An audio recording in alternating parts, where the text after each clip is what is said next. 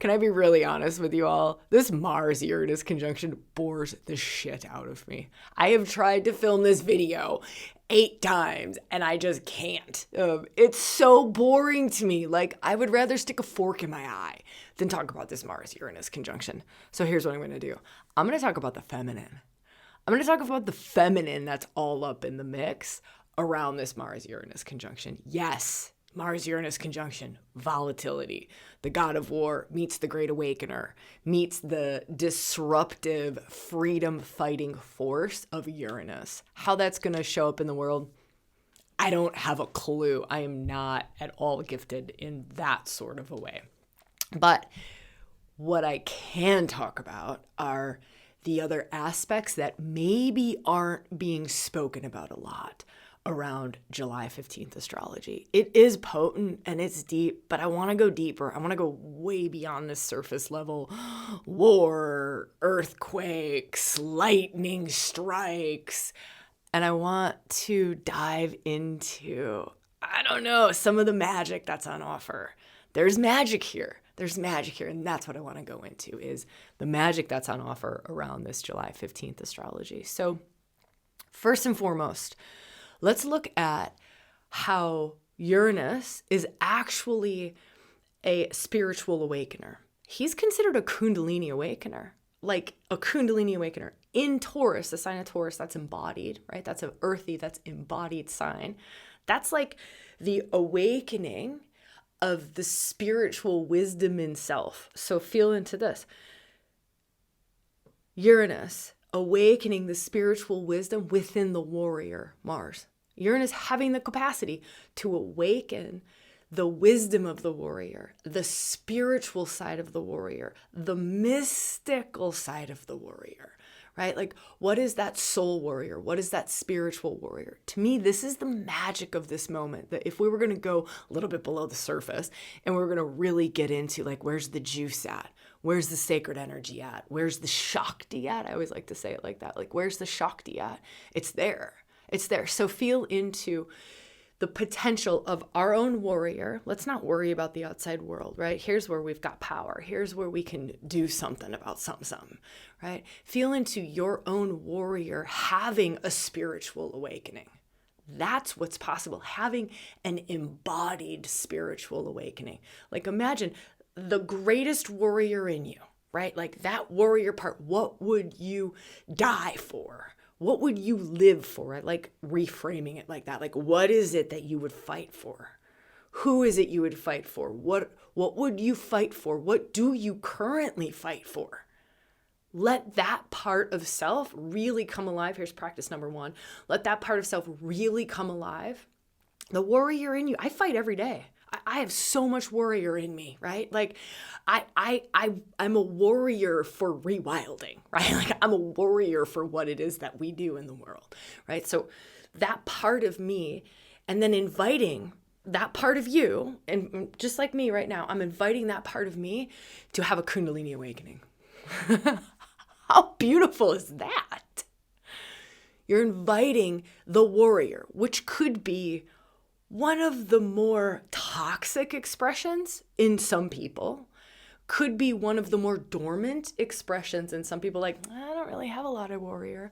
Okay, well, imagine it has an awakening. It has a spiritual, heart-aligned, soul-aligned awakening. This is a powerful practice to do around this time. Very powerful practice to do around this time. If you want to do a guided one, there's a free one that we have. It's Heart Warrior Workshop. I'd recommend that one. We'll put a link below. But feeling into how you would want to do this practice, right? Your warrior having a Kundalini awakening, a spiritual awakening, an embodied one, not just an awakening of like out there, external to self, but literally like the serpent in you, that sacred wisdom in you that they say is coiled 3.5 times around the base of your spine, that serpent in you wakes up right in the warrior in you. So you just become the whole warrior, and you imagine the serpent waking up in your warrior, right? The serpent wakes up. She wakes up. The Kundalini awakening, the spiritual awakening, the embodied spiritual awakening, that one, leads to priority shifting, focus shifting, value shifting. That's part of what a Kundalini awakening brings. Also, a purification. So there's a shift in direction. Typically, our priorities change, our purpose, our focus, our values, that changes, our sense of self changes. This is why sometimes it feels like a dark night of the soul, right? Like it can be really intense during certain spiritual awakenings because who we identified as with is no longer. That's crumbling. So imagine that.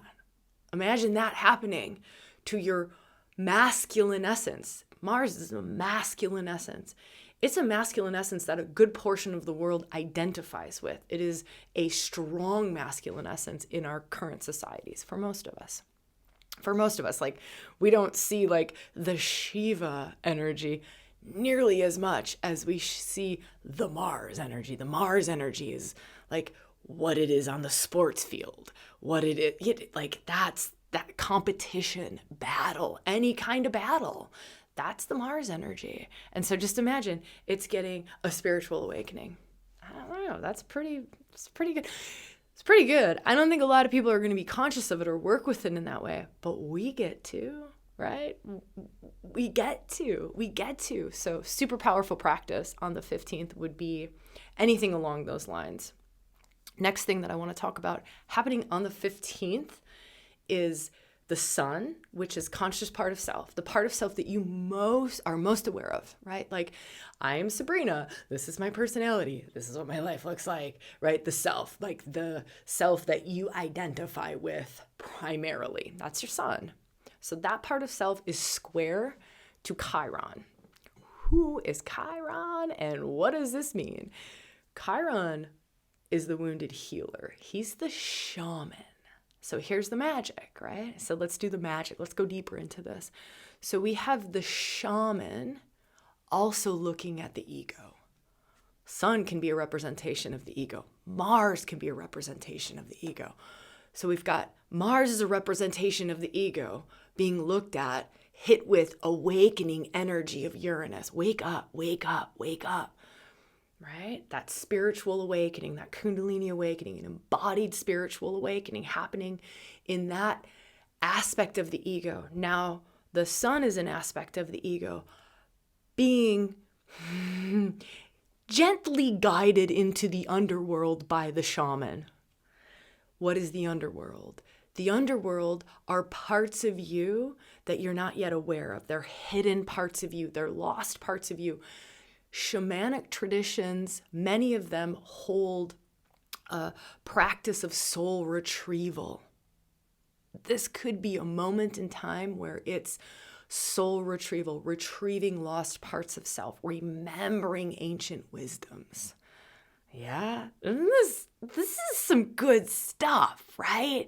We just got to get a little bit below the surface of, whatever. We don't need to go into any of that. But feeling into this shaman, and it's a challenging aspect. So let's be honest about it. A square. It's the sun square Chiron. That's challenging. But shamanic initiations are typically near-death experiences. At least they used to be. They're challenging initiations. So this could be coming up for some of us, is a challenging initiation, but you're being initiated into hidden powers, hidden wisdom, hidden parts of self, that underworld part of self. You're being initiated into your relationship, your connection to the unseen, to that which is on the other side of the veil. So sometimes you can feel into like shamanic wisdom as having the capacity to have one foot in both worlds at the same time. So this could be a way that this is showing up, is really opening up a way that allows you to to walk in both worlds simultaneously to the next degree, a way to be connected to the unseen realms, the spiritual realms, in a way, the non-physical realms, in a way that you maybe haven't before. So feeling into that as a practice, as how can you support that possibly happening? Now let's talk a little bit more about how else this could show up. This could also show up as healing. So Chiron points to deep healing of some of our deepest wounds, right? So this could also be coming up to the forefront, is healing around your sense of self, healing around confidence, healing around, oh my goodness, I'm going to put inner child in here. I'm going to put father relationships. I'm going to put masculine, either your relationship to the masculine outside of yourself or your embodiment of the masculine, healing that. And I'm going to frame it in the masculine term in this moment, but I'm gonna flip things because we got to talk about the feminine. I mean, we got dark goddess stuff all over the place. We've got the feminine dancing wildly and loudly and beautifully in this. So don't stress. We're flipping over in a second. Okay, I think that's enough for that square. Let's dive into the feminine and let's talk about this. So Mars and Uranus, right? We just talked about that, this Kundalini awakening of the warrior. That's amazing. They're opposing Lilith asteroid. That conjunction is opposing Lilith asteroid, off by a degree, opposing. So this is stunning. This is stunning. How this could potentially show up, right? Let's talk about the magic. Let's talk about the magic on offer, not how this could potentially show up. Let's talk about how we can work with it and how we can really attune to the Shakti available and the magic that's available. So what is Lilith? Lilith is freedom fighter. She's a freedom fighter. She will fight for freedom. That's Uranus already. That's Mars already. So this is going to add to on the surface level, the volatility. But the other aspect of it is she is fighting for the freedom very specifically of the feminine. This could get a little spicy, right? This is not about, let me talk about this a little bit differently. For some of us, this will be finding spaces where we can rage it out, where we can cry it out, where we can move pent up emotions. Because this could also lead to an awakening of these deeper, more sacred feminine energies within us. Oftentimes, the deeper, more sacred feminine energies within us have a residual of emotion on top of them. They have rage on top of them. They have grief, they have pain, they have fear on top of them. So for some of us, before we get to the magic of Lilith, there's a lot of releasing old emotions, releasing belief patterns, systems, past life wounds, this life wounds, toxic goo, whatever it is. It's like the purification, releasing. Part of what the dark goddess does is she releases poisons out of our system. Poisons and toxicity that are not just from this life, they're from past life, they're from the ancestral line, they're from all over the place, the collective that we've absorbed around anything to do with the disempowerment of the feminine. That's Lilith. Anything to do with the disempowerment of the feminine. Any ways in which the fullness, which essentially the world still has a very hard time accepting the fullness of the feminine, doesn't even understand the fullness of the feminine, which is fine because it's way beyond comprehensible, but doesn't accept. It's not that we need to understand the feminine. It's that we need to be able to be present to her and remain in a loving, open state to the feminine. And I'm not talking toxic feminine. That is the same as toxic masculine. I'm not talking that. But I am talking full expression of feminine. Full expression, right? Full expression. The Lilith expression as a third stage divine offering. The Medusa expression as a third stage divine offering. The Kali expression, the Lolita, insane sexuality expression as a third stage divine offering. These high level, divinely expressed energies of the feminine, most of them, a good portion of the fullness of the spectrum is still not welcome. I'm not even going to say loved. I'm just going to say it's still not welcome. Like, this is where the too much woman comes into play. That's too much emotion. You change your mind too much. That's making me uncomfortable. We're uncomfortable with the feminine. The world is uncomfortable with the feminine.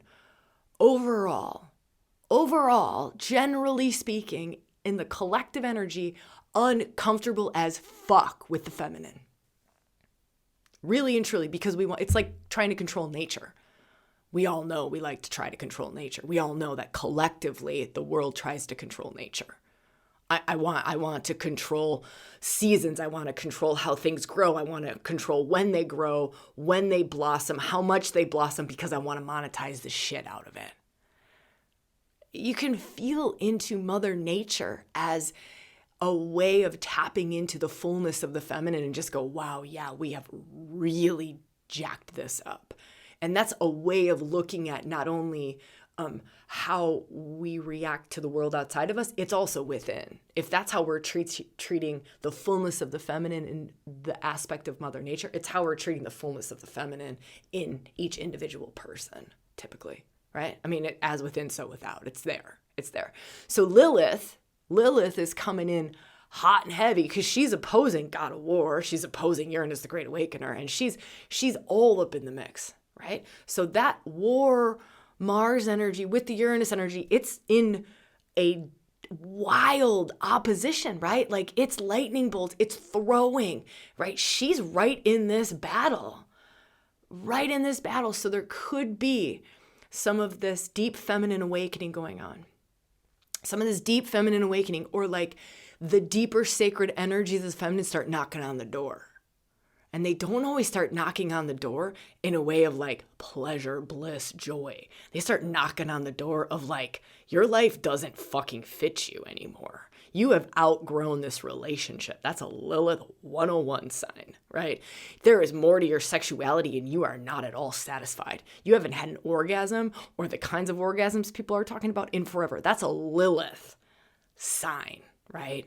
That's how the dark goddesses will start talking to you, is they start to make you feel very uncomfortable in your relationship, in your career, in your home, in your life, in your body. That's really the first signs of them. It's the deep sacred feminine. It's the wisdom and the magic and the gifts of the deep sacred feminine. Those are the first little inklings. It's an uncomfortable feeling. You're depressed. You feel like you have no life force. You feel like your relationship is sucking the life out of you. You feel like you don't fit. You feel like you've compromised yourself. That's a big one. You feel like you're not being true to yourself. You've compromised yourself. You're not being true. There's more. You can't be yourself. You don't feel like you can be yourself. And so that's the dark goddess. That's a telltale sign of this is a really great territory to work in. Isn't this beautiful? This is beautiful. I know it might not feel super wonderful if you're in some of those like first stages. By the way, if you have been in those stages and you've worked through some of them, leave a note below for others coming to this conversation. Really and truly, let's support each other in this. Because it's one thing to just hear me talk about it, right? But it's another thing when there's more of us sharing our experiences, like, yeah, that's how she showed up for me, right? Like she came in, and maybe she came in differently for you, and let's share it. Let's share, how did the dark goddess show up for you? The deep sacred feminine, how did she show up for you? Like those first little inklings for you. How did she show up? How do you know? Like, let's talk about it. Let's talk about this. Okay, so that's Lilith. Now, another aspect that I want to talk about, and I don't want to get too long on this conversation, but I want to keep going a little bit more with the magic of the moment. How can we tap into more of the magic of this moment? By the way, we have a Lilith retreat. If you want to work with Lilith, we have a retreat. I don't know, go below. It's not open all the time. Maybe it's open now when you're watching this, maybe not. I don't know. But you can go below and check that out. If it sings to you, or there's a Dark Goddess workshop, or join membership. I don't know. I'm just giving you different ways because I get the question so often. Okay, great, Sabrina. I love these conversations, but I want to know a little bit more of how to. There's a guided. Like it's guided. You don't even have to think about it. You just journey into it. And those Shaktis within you, and you work directly with those energetics within you through initiations, through activations, through transmissions, through like shamanic journeys, through like archetypal embodiment is another way that we kind of talk about it. But it's all the sacred energies within yourself. We just work directly with them. We just go right to the Lilith within you, and we work right there. So if that sings to you, you can check out details below on that. Okay, I want to talk about two more feminine aspects that are going on. Venus is opposing Pluto on the 15th. She's come past the exact opposition, but it's still happening. It's still loud. It's still there. Venus opposing Pluto, what does that mean? It basically turns Venus into Persephone. And Persephone, by the way, is opposing Jupiter. So there's a Persephone asteroid. She's opposing Jupiter, which is already lighting up the Persephone energy. So Persephone energy is getting very, very lit up because she's opposite the expander. The expander, the illuminate, like Jupiter expands, big, explosive, grace-filled energy. It's like a grace bomb on your Persephone. It's beautiful. It's beautiful. Can be a little tricky, a little challenging, because she also is a deep, sacred feminine energy. She's also a dark goddess. So Persephone, right? If we were to feel into the energetics of Persephone, I want to talk about this because Pluto, Hades, is her consort. So it's Persephone and Hades, right? Hades and Persephone. We know the myth of Hades and Persephone. He's lord of the underworld. He abducts Persephone, brings her out of like springtime maiden where she's been all protected from the world, right? She's been overmothered by Demeter, right? Protected. No, we don't talk about sexuality. No, let me just protect you. Let me keep you like in spring and innocence all the time. There's no other parts of life. And then Pluto abducts her, drags her into the underworld, and opens her up to her fullness. It is a glorious journey doing a Persephone journey. It is a glorious journey because you open up to like your queen. That's really the Persephone journey. She goes from maiden into her queen, into her sovereign full expression with her hidden, her underworld, her dark, reclaimed, embodied, embraced, and expressed. It's her power. It's her power. She comes into her power. She comes into her power. That's her journey. That's the Persephone journey. It can feel like a rough initiation, though, like initiation by fire. I like calling it that. So with Venus opposing Pluto, right? Venus is opposing Pluto. Persephone is opposite Jupiter. That's what's going on right now. So this highlights this deeper, more, I shouldn't say more sacred. That's not how I want to say it. This deep, sacred feminine, more of the hidden mysteries of the feminine, like the deep, sacred mysteries of the feminine. Let's wake those up. And that's a journey. It's a journey into the underworld, into the hidden. We don't get to the deep, sacred mysteries without going into the underworld, into that which is hidden, without going deep. Depths. We want to think depths. We want to think feminine depths. Those are very, very powerful journeys at this moment in time. Very powerful. Persephone, we have a retreat on Persephone where you can work with both Persephone and Hades or just Persephone on her own. One of my favorites, one of my all-time favorites of all the ReWilding for women retreats that we've done. She came through in the wildest. This program came through. It's just very, very, very unexpected. And surprised me in many, many, many, many, many ways. Get to work on sacred sexuality in that and the full reclamation of our sexual essence, not just sexuality for the sake of like pleasure, but as vitality, as life force. Persephone is also, she is also like fountain of youth energy. She really brings us back to our innocence as well. So it's kind of a twofold path, both like the reclamation of our innocence as well as the reclamation of our deep power. It's really beautiful. She seems like a divine paradox. It's very much the Persephone energy, but it's the both and, the being able to embody and embrace and express that divine paradox, the kind of the full spectrum of Persephone. Okay, so those are the two aspects. So, let's talk, final little thing I want to talk about is Neptune. Neptune just stationed retrograde. That makes him louder. He's not moving. Like I think he just started moving by a second on the 8th of July. Like he's not even moving. So it makes him more intense. When they're not moving, they're stronger and more powerful. He's also on the final degree of Pisces. That's his karmic degree. He's in his home sign, Neptune, home sign, final degree, very karmic, very powerful, very, very, very potent. This is the mystic. This is the mystic, okay?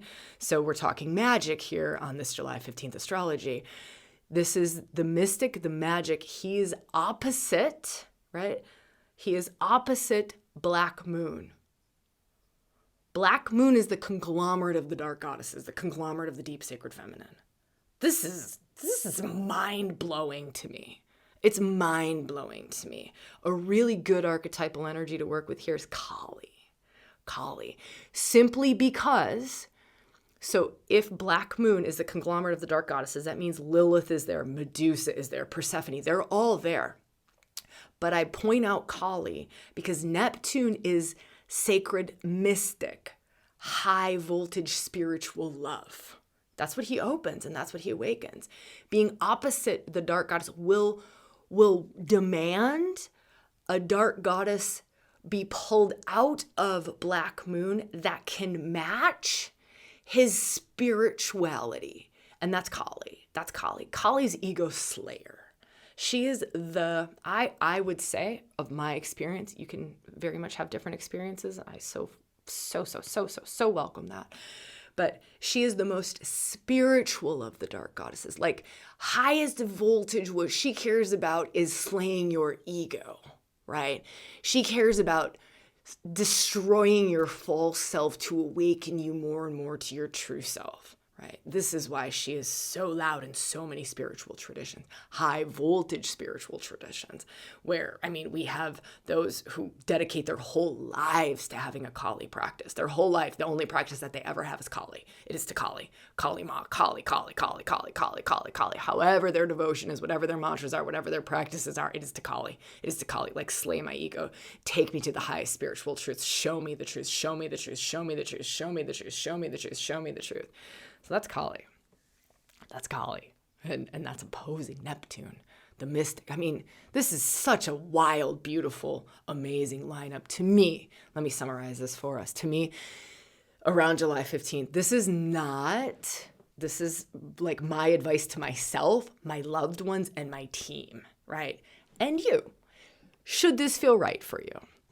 This is not a time to be taking big action outwardly. It's not a time, it is a time for really letting deep internal transformation happen.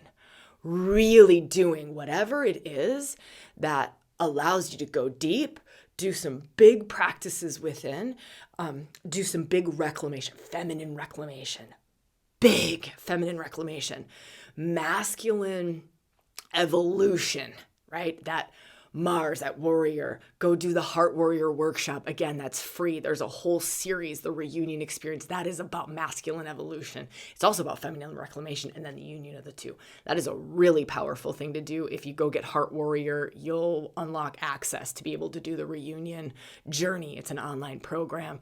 Awesome during this time. Should that sing to you, right? You got to do what feels right for you. Those dark goddesses working with Persephone, Lilith, Kali, they're all open right now. Those are really powerful places to work within self. And again, you definitely don't have to do them here with us in ReWilding. If you've got your own practices for them, go for it. But what you really want to focus on is like the juice. You want the juice, not the read the myth. Right? You want the juice, the Shakti in them. This is Kundalini awakening. This is Uranus conjunct Mars. It's the Kundalini awakening. Where do you get the activation, the Kundalini awakening? Well, all the ReWilding programs are all that. Everything we do is about the experience, the activation of that energy, the empowerment of yourself, that energy awakening in you. That's what ReWilding is founded on. So any of those programs will take you there, but of course, you might have other things that take you there, or you may be called to work with these energies in different ways. But really and truly, this is a moment in time where if we turn the dial and focus in on the magic, we can get a lot out of it. Otherwise, we can be like stuck in the, oh my gosh, war, oh my gosh, earthquakes, oh my gosh, this like external, like scrolling through social media sort of a thing. Or we can let let the energy and the magic and the sacred energies of all these archetypes want to take us deeper. They want, and it's very much in alignment with the nodes of fate. The nodes have been loud. They're loud. They're loud. They're in a lot of different like sextiles, trines to Jupiter. Let me just get this straight for you. Jupiter, trine and sextile the nodes of fate. That means Persephone is also in that mix. Those are the nodes of fate. So nodes of fate are lit up. That's your true north. That's your soul's highest expression. That's all lit up. This is such a perfectly destined moment in time. We do, however, have to turn the dial and put some focused practice on it, right? Yeah, where attention goes, energy flows. Where's your attention at? And my encouragement is, again, this is not a time to be like outwardly taking action, outwardly launching things, or, like not a time to have that conversation with your partner yet. It's a time to like, all right, deep internal transformation wants to happen. Deep internal awakenings want to happen. Let me give myself some support for deep internal change and deep internal awakening. This is like prime time for spiritual awakenings, prime time for awakening to more of our power. So really, really feel what feels true for you. Of course we have life. Of course we have things that we just can't, but see what you can do. See what you can trust that intuition. Just follow. There's so much magic available right now. All right, my gosh, I hope that this serves. I'd love to see you in the comments below. I'm always there the first couple of days after a video goes out in YouTube. If you're on the podcast, would love to see you in reviews, or love to see you over in the YouTube or the Facebook group. Likes if that feels right for you. Subscribe if you don't want to miss anything. Pass this to a friend who you're like, holy smokes, Mars Uranus is not that bad. Look, this is what's possible. Again, if that feels right, it's just an honor to be here with you. I love that we get to do this. I love our ReWilding community. You all make this happen, and I'm very well aware of that. So thank you all so much.